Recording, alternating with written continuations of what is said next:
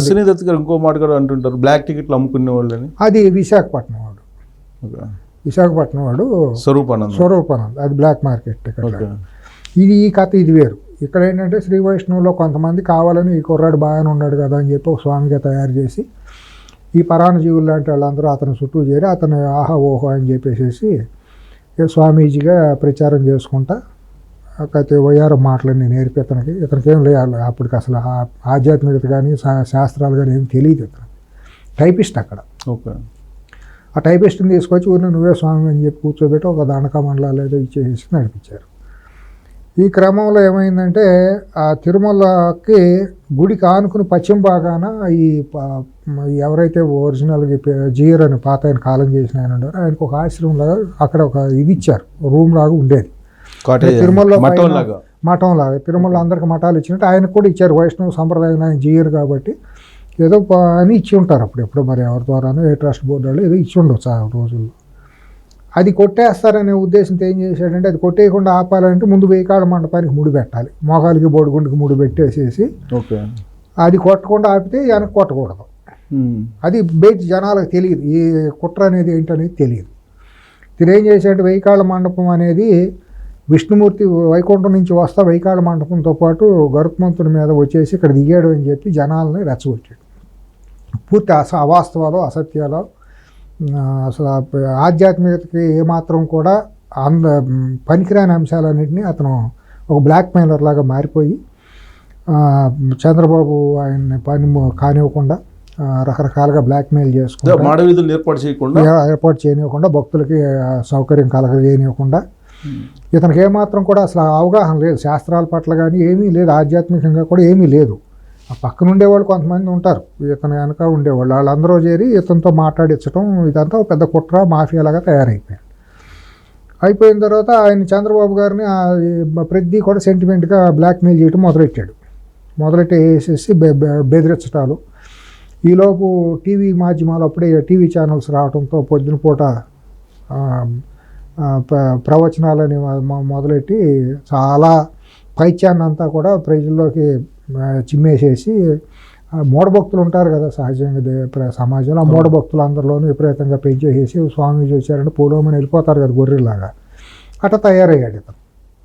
ఈలోపు కొన్ని వర్గాలు, వ్యాపార వర్గాల వాళ్ళందరూ కూడా ఇతను అడ్డం పెట్టుకుని హైదరాబాద్లో రియల్ ఎస్టేట్ వ్యాపారాలు, ఐఏఎస్లు ఐపీఎస్లను అక్కడ తీసుకెళ్ళి కూర్చోబెట్టడం, వాళ్ళలో భయాన్ని ఒకటి ఉంటుంది కదా ఇన్సెక్యూరిటీ, దాన్ని అడ్డం పెట్టి ఈయన దగ్గరికి వెళ్ళిపోతే పనులు అయిపోతాయి మీకు అదే అయిపోతాయి అని చెప్పి ఇది ఒక రకమైన మాఫియా ముఠ హైదరాబాద్లో ఎమర్జ్ అయిపోయింది ఇతనికి అనుకూలంగా.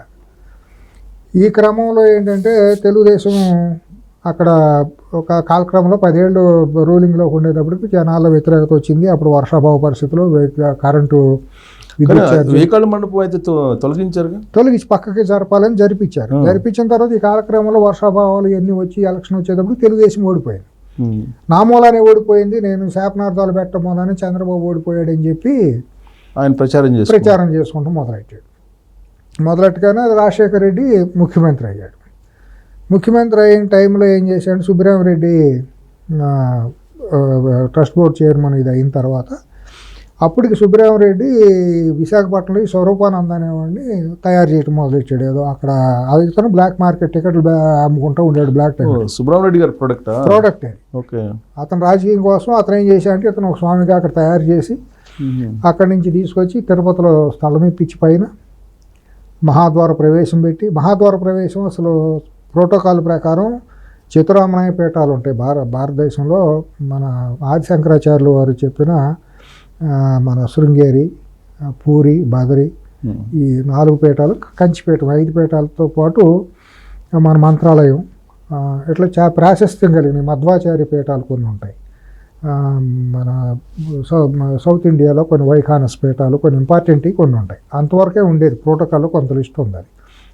అంటే రాష్ట్రపతి, ప్రధానమంత్రి వీటితో పాటు పూర్ణకుంభం ఎవరికి ఇవ్వచ్చు అనేదంటే ఈ పలానా స్వాములని లిస్ట్ రాశారు. ఆ లిస్టులో సుబ్రహ్మరెడ్డి ఏం చేశాడంటే ఈ స్వరూపానందను కూడా చేర్పించాడు. అతనికి ఏమాత్రం అర్హత లేదు అసలు దాంట్లో వెళ్ళటానికి. అక్కడ స్థలం ఇప్పించాడు, స్థలం ఇప్పించి ఆశ్రయం కట్టించేశాడు. తర్వాత ఇతను అక్కడ ఒక మాఫియా లీడర్గా తిను ఒకటి తయారయ్యాడు. వీళ్ళందరూ తయారైపోయి అక్కడ తిరుమలలో శ్రీవారి విషయంలో ఏమాత్రం పవిత్రత ఉంది ఏముందనేది ఎవరు చూడటం వదిలేశారు. తర్వాత ఈ మిరాశీదారుల పేరుతో వచ్చిన రమణ దీక్షితులు కూడా రాజశేఖర రెడ్డికి ఒక ఏజెంట్ లాగా కొండపైన తయారయ్యాడు. రాజశేఖర రెడ్డి గారికి రాజశేఖర రెడ్డికి డైరెక్ట్ ఏజెంట్గా అయిపోయి 2003లో చంద్రబాబుకు వ్యతిరేకంగా ఈ చెనజేరి వీళ్ళందరూ చేసినప్పుడు రాజశేఖర రెడ్డికి అనుకూలంగా పైన హోమం చేశాడు, సుదర్శన హోమం తన ఇంట్లో. చేయకూడదు, తిరుమల కొండపైన ఎవరికి కూడా ప్రైవేట్ వ్యక్తులకు పూజలు చేయడానికి కానీ చేయగొట్టడానికి కానీ ఏమీ లేదు. కేవలం గోవిందనామాలే మాట్లాడాలి, ఆయనకి సంబంధించిన పూజలే చేయాలి. మహిళలు ఎవరు తల్లో పువ్వులు కూడా పెట్టుకోకూడదు. ఇది అక్కడ నిబంధనలు అయ్యాయి. వాటన్నింటినీ తొంగలో దొక్కేసేసి తన ఇంటిని అక్కడ అధికారికంగా మన ఈ అర్చకులకి ఇళ్ళు ఇస్తారు కదా, ఆ ఇంటిని ఒక పైరవి కేంద్రంగా మార్చేసాడు రమణ దీక్షితులు. చేసేసి రిలయన్స్ వాళ్ళు, ఢిల్లీ, బాంబే వాళ్ళు, పారిశ్రామికవేత్తలు వాళ్ళు వీళ్ళు వస్తుంటే వాళ్ళకు పూజలని, ఆశీస్సులని, ఆ రకంగా ఒక ఇదయింది. ఇతను తోడు కూడా డాలర్ శేషాద్రి అని పోయాడు. ఆడొక ఏజెంట్ అక్కడ. ఇదంతా కూడా మాఫియా మూటా కేంద్రాలు, మాఫియా నాయకులు వీళ్ళందరినీ కూడా ఎవరు కూడా మనం అసలు ఏమి శాంటిటీ లేదు వీళ్ళకి ఎవరికి కూడా. ఇప్పుడు రాజశేఖర రెడ్డి కానీ ఇప్పుడు జగన్మోహన్ రెడ్డి పంచను కూడా చేరాడు కదా. అదే ఆ కాలక్రమంలో ఏమి ఎందుకు మాట్లాడడం జరిగిన పూర్వపరాలు చెబుతాను. ఆ టైంలో ఏమైందంటే ఇతను ప్రత్యేక హోమాలు చేసేసి రాజశేఖర రెడ్డి వచ్చిన తర్వాత మళ్ళీ రిటైర్ అయ్యేటప్పటికి మళ్ళీ రీఇన్స్టేట్ చేసుకుని అక్కడ మొత్తం అంతా అన్ని మతస్థులు, క్రిస్టియన్స్ అందరూ కూడా టీటీడీ ఉద్యోగులుగా చేరటం మొదలైపోయింది అప్పుడు. లేదా టీటీడీలో ఉన్న ఉద్యోగస్తుల్లో చాలామందిని మతం మార్చారు. అప్పటి నుంచి రాజశేఖర రెడ్డి టైం నుంచి. అంతకుముందు లేదు అసలు. అంతకుముందు అన్ని మతస్థులు అక్కడ ఉండేవాళ్ళు కదా. ఉండేవాళ్ళు, వీలైనంత వరకు అసలు ఎక్కడ ఉండేవాళ్ళు కాదు. కొద్దిగా గొప్ప ఉన్నా కూడా అన్ని మతస్థులు ఉండేవాళ్ళు కాదు.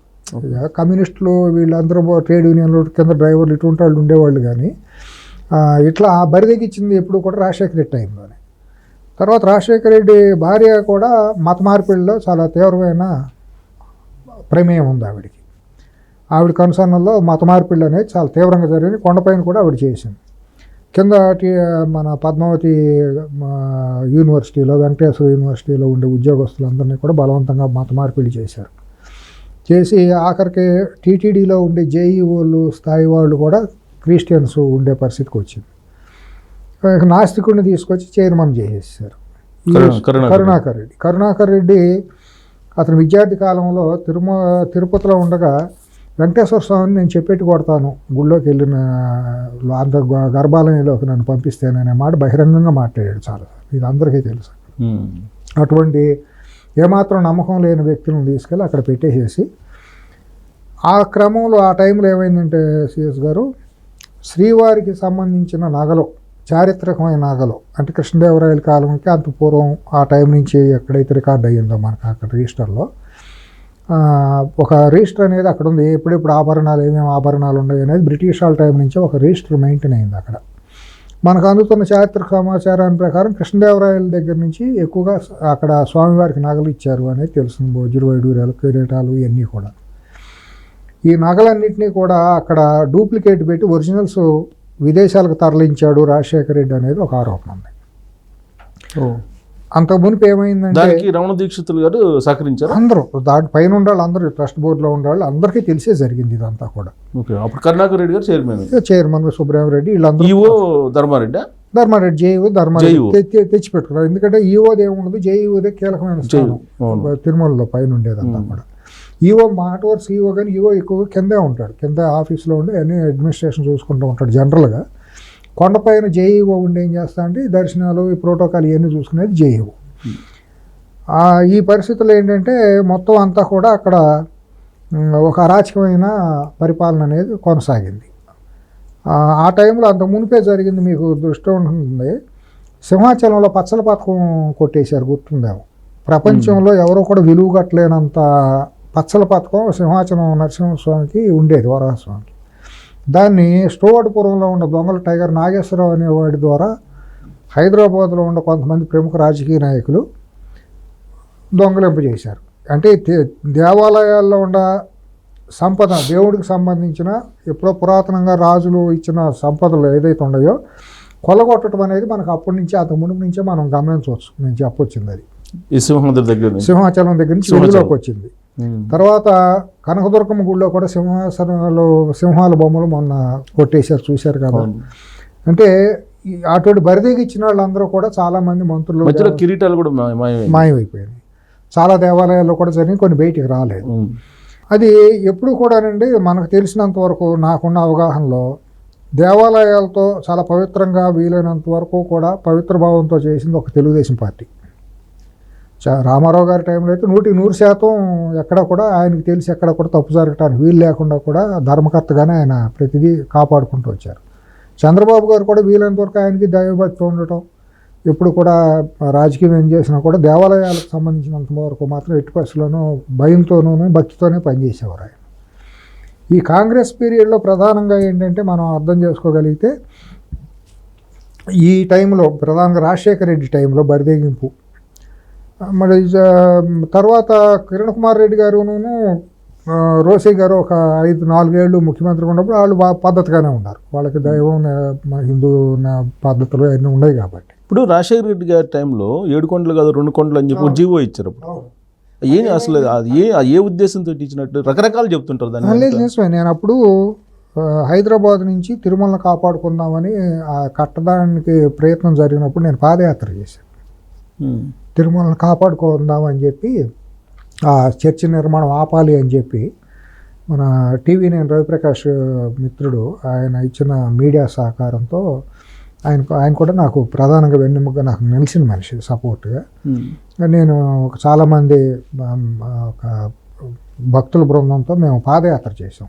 ఎక్కడి నుంచి? హైదరాబాద్ నుంచి తిరుమలకి చేసినప్పుడు చంద్రబాబు గారు కూడా అక్కడికి ఆఖరిలో వచ్చి ఆ ముగింపు దానికి వచ్చి నిలబడ్డారు. చిరంజీవి గారు వీళ్ళందరూ కూడా నైతికంగా మాకు మద్దతు పలికారు.